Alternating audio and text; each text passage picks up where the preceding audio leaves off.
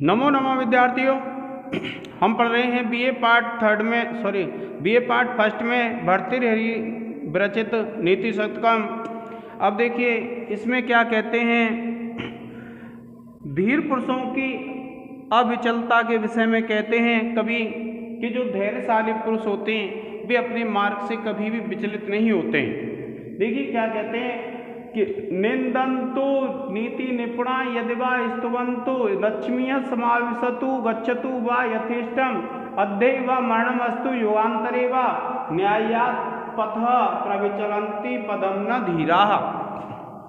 देखिए क्या बताया है कि निंदन्तु नीति निपुणः, कि अगर धैर्यशाली व्यक्तियों के अगर नीति निपुण व्यक्ति निंदा करें, धैर्यशाली व्यक्तियों की यदि नीति निपुण व्यक्ति निंदा करें, कि निंदन्तु नीति निपुणा, कि जो नीति निपुण लोग हैं वे निंदा करें, यदि वा स्तुवन्तु अथवा उनकी स्तुति करें।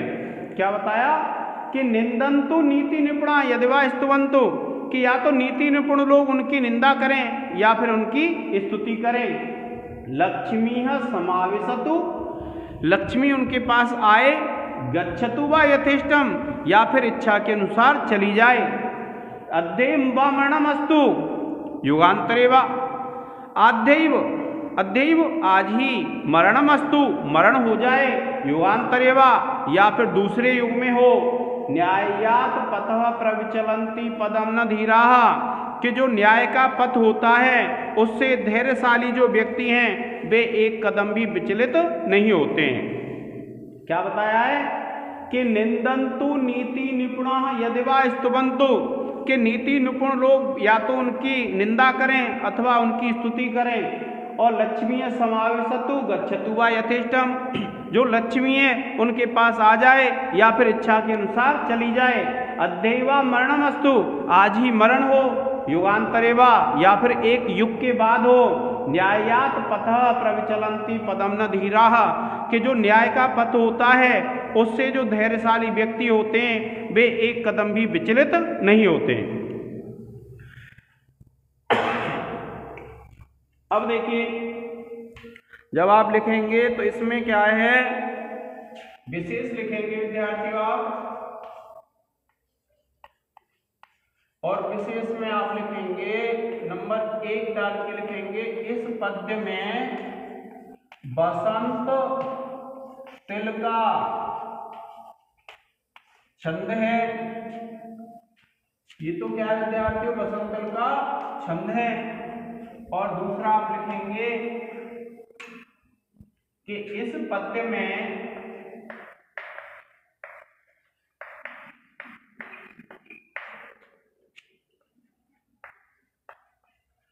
उदात्त अलंकार है।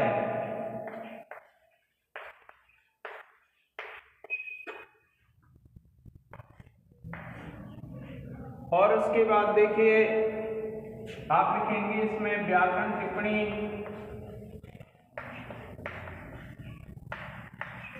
और व्याकरण टिप्पणी में विद्यार्थियों आप क्या लिखेंगे, मान लीजिए पहला ही लिख लेते हैं हम, अद्यैव,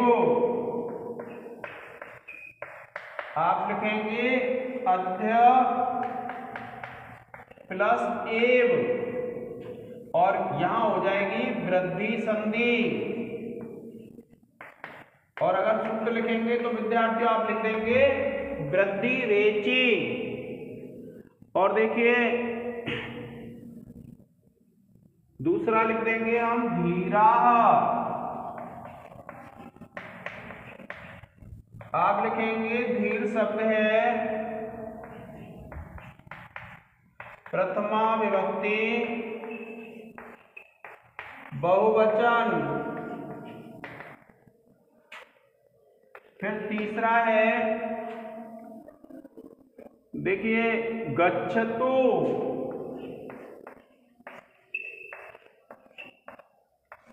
आप लिखेंगे गम धातु लोट लकार प्रथम पुरुष एक वचन। फिर चौथा लिखेंगे विद्यार्थियों प्रविचलन्ति।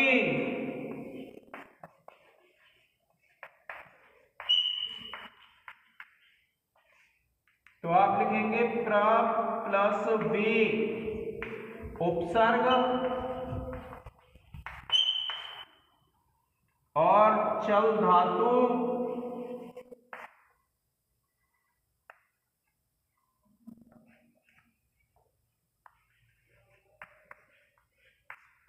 प्रथम पुरुष बहुवचन लट लकार। फिर उसके बाद आप लिखेंगे यथेष्टम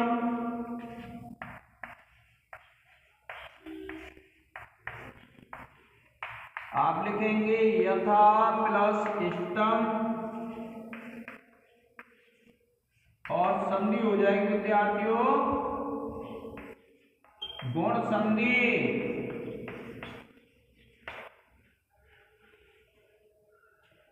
और फिर देखिए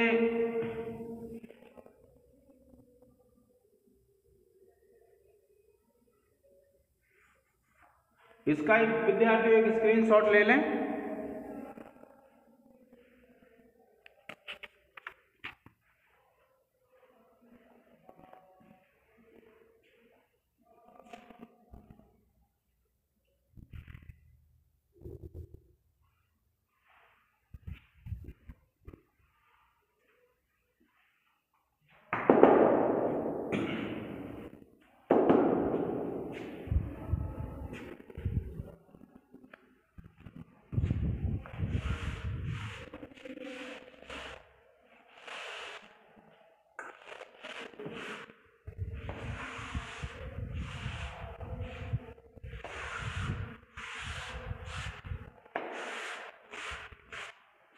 अब देखिए विद्यार्थियों इसमें कवि भर्तृहरि भाग्य की प्रबलता के विषय में बताते हैं आपको कि देखिए जब एक सर्प और किसमें बंद है, वह बंद है एक पिटारी में, और तभी क्या होता है एक चूहा रात में उस पिटारी में छेद कर देता है, तो वो सर्प उस चूहे को खा जाता है, और जो चूहे ने जो रास्ता किया था बिल बनाया था उसमें जो छिद्र किया था उसमें होकर के सर्प बाहर निकल जाता है। उसके विषय में बताया विद्यार्थियों। देखिए भग्नाशयस्य करंड पिंडित तनोर मिलानेर इंद्रियस्य क्षुधा कृत्वा आखुर विवरम स्वयं निपतितो नक्तम मुखे भोगिना ततः तत्पिशितेन सत्वरम असौ तेने व्यातः पथा लोका पश्यत देवम एवं निर्णाम वृद्धौ क्षये कारणम। देखिए इसमें क्या बताया गया है कि जो भाग्य होता है, भाग्य ही क्या होता है, भाग्य ही व्यक्तियों के क्षय और वृद्धि का कारण होता है। किसी व्यक्ति की वृद्धि हो रही है या किसी व्यक्ति का नाश हो रहा है, इसका कारण क्या होता है, भाग्य होता है। देखिए भग्नाशस्य कि भग्न आशस्य जिसकी इच्छाएं भग्न हो गई थी, ऐसा क्या कहा कि भग्न आशस्य जिसकी भोजन प्राप्ति के विषय में क्या हो गई, इच्छाएं भग्न हो गई थी। करंड पिंडित, करंड माने पिटारी में, पिंडित माने मुड़ के बैठा हुआ, तनोह शरीर वाला, क्योंकि सर्प उसमें मुड़ के बैठता है पिटारी में, तो करंड पिंडित तनोह, और उस पिटारी में जो मुड़ के बैठा हुआ था, तनोह मिलानेन्द्रियस्य कि जिसकी इंद्रियां मिलान हो गई थी, क्रस हो गई थी, क्षुधा भूख से। क्या कहते हैं कि भग्न आशस्य जिसकी आशा भग्न हो गई थी, भोजन प्राप्ति की आशा समाप्त हो गई थी, करंड पिंडित तनोह, और जो पिटारी में मुड़ करके बैठा हुआ था ऐसे शरीर वाला, मिलान इंद्रिय से क्षुधा और भूख के कारण से जिसकी इंद्रियाएं शिथिल पड़ गई थी, मिलान हो गई थी, ऐसा कृत्वा आखुह, कृत्वा माने करके, आखू कहते हैं चूहे को, कृत्वा माने करके, आखू माने चूहा, विवरम माने छिद्र, स्वयं माने अपने आप ही, निपतितो गिर गया, नक्तम रात्रि में, मुखे मुख में, भोगिना सर्प के मुख में। भोगिना कहते हैं सर्प को। क्या कहते हैं कि कृत्वा आखु, कृत्वा माने करके, आखू माने चूहा, विवरम माने छिद्र। चूहे ने क्या किया, उस पिटारी में छिद्र किया और स्वयं निपतितः, और स्वयं ही गिर गया, नक्तम रात्रि में, मुखे भोगिनः सर्प के मुख में।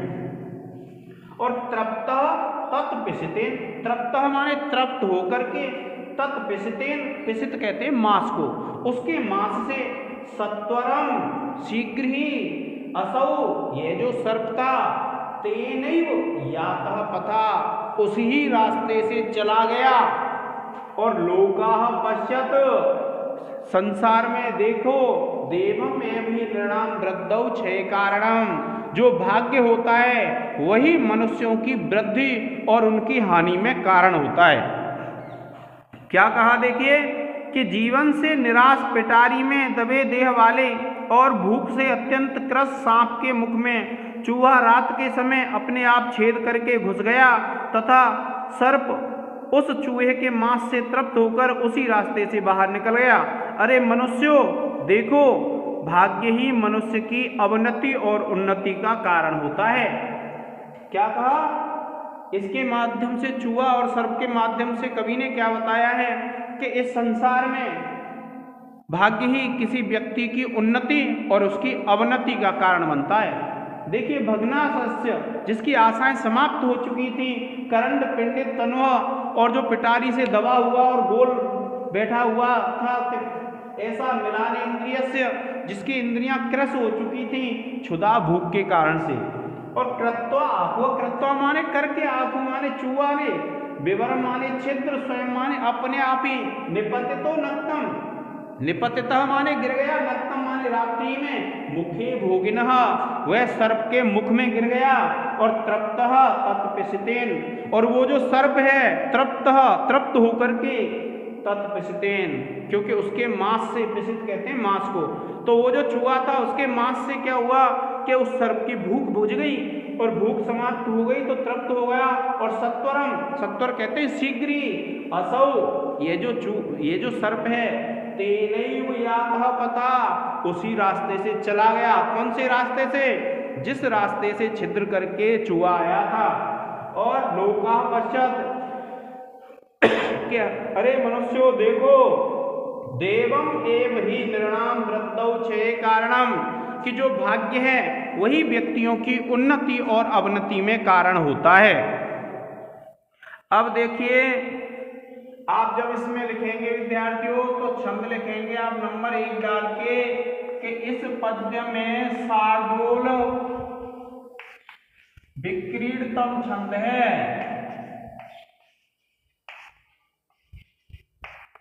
छंद कौन सा हो जाएगा, शार्दूल विक्रीडतम।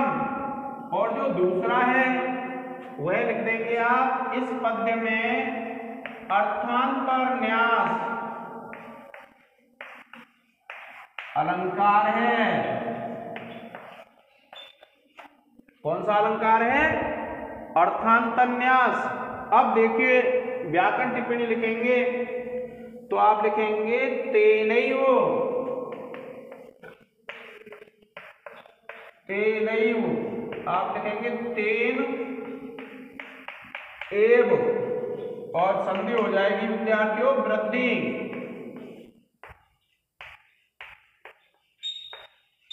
और उसके बाद दूसरा लिखेंगे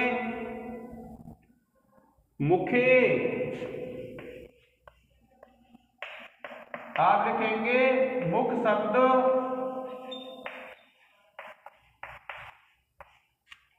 सप्तमी एकवचन। फिर उसके बाद तीसरा लिख देंगे विद्यार्थियों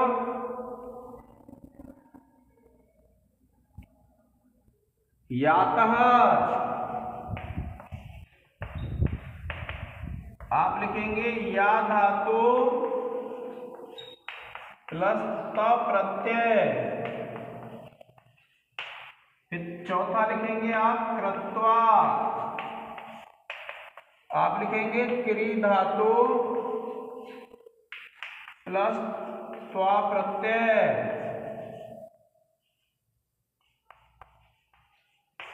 और फिर पांचवा है निपतितः।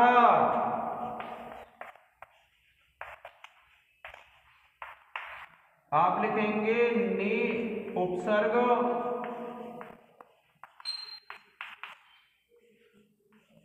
पद धातु प्लस त प्रत्यय। और उसके बाद है विद्यार्थियों छठवां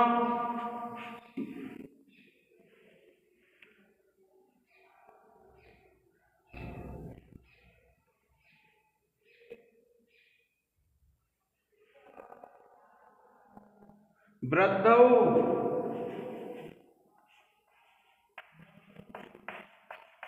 आप लिखेंगे वृद्धि शब्द है सप्तमी एकवचन।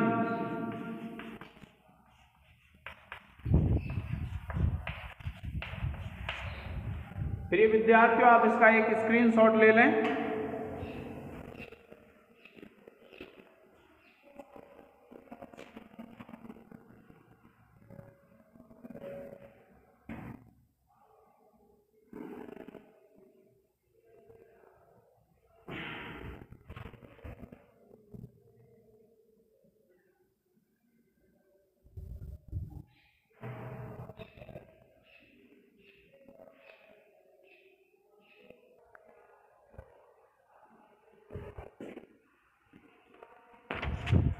देखिए विद्यार्थियों, क्या कहते हैं कि नेता यस्य बृहस्पति प्रहरणम वज्रम सुराः सैनिकाः स्वर्गो दुर्गम अनुग्रह किल हरेः ऐरावतो वारणम इत्यैश्वर्य बलान्वितो अपि बलविद भग्नः परैः संग्रे तद व्यक्तम नानो देवम एव ननु देवम एव शरणम धिक धिक वृथा पौरुषम।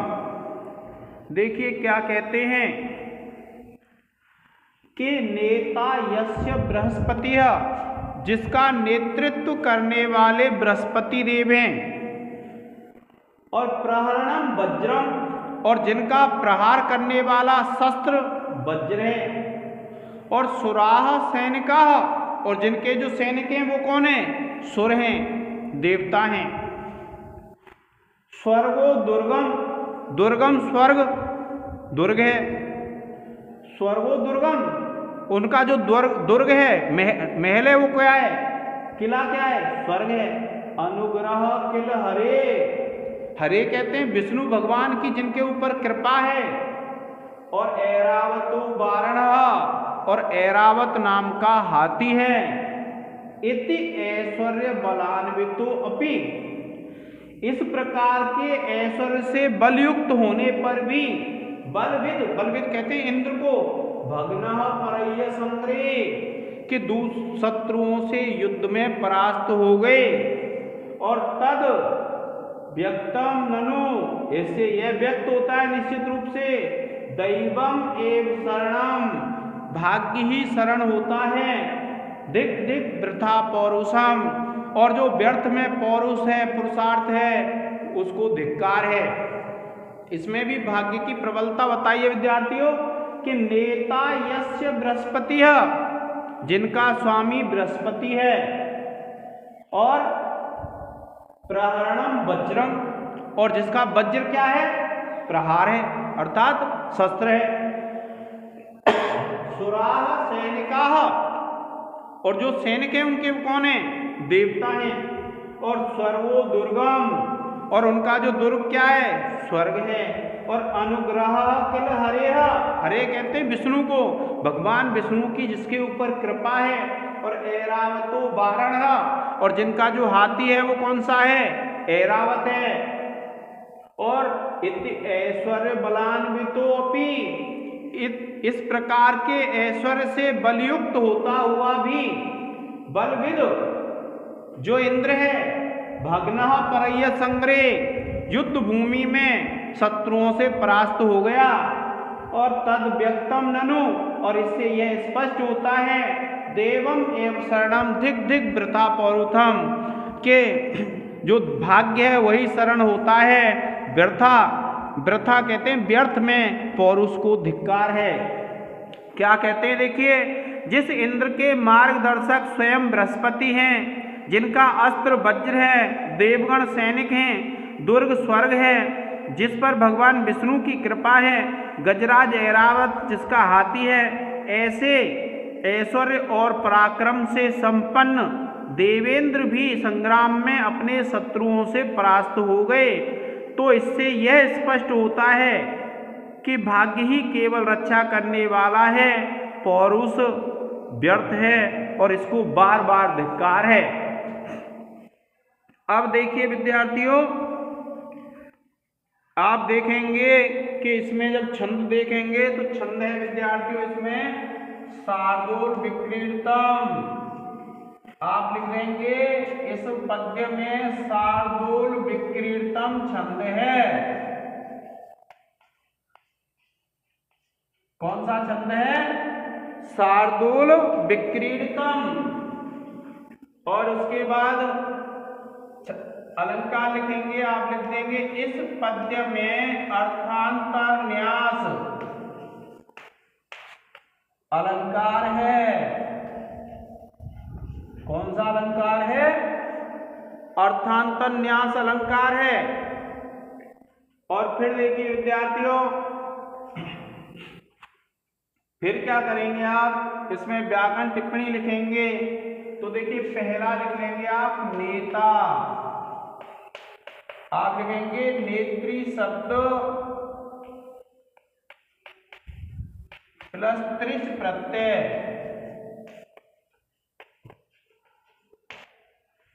और फिर है देखिए दूसरा लिखेंगे हम इत्यैश्वर्य, आप लिखेंगे इति प्लस ऐश्वर्य।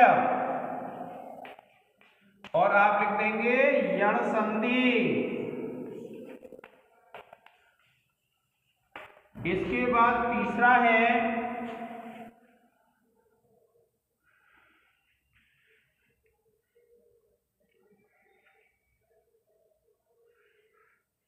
आप लिखेंगे वलान्वितोपि।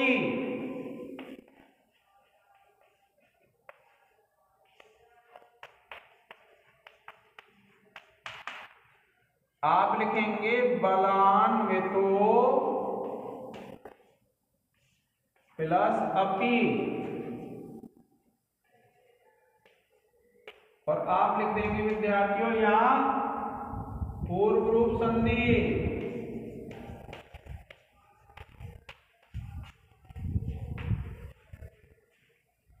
और फिर देखिए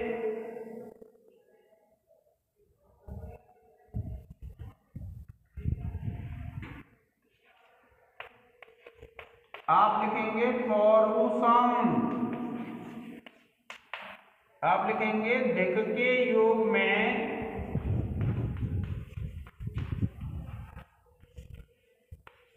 द्वितीय।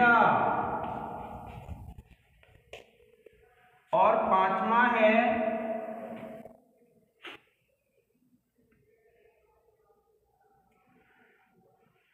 सुराह।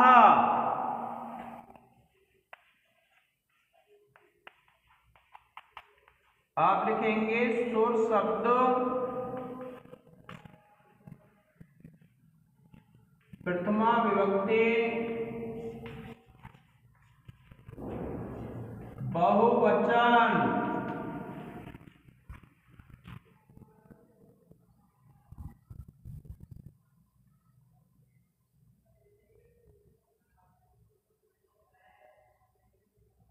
और फिर छठवां लिख देंगे आप यस्य, आप लिखेंगे यद शब्द षष्ठी विभक्ति एक वचन। प्रिय विद्यार्थियों, आप इसका एक स्क्रीनशॉट ले लें।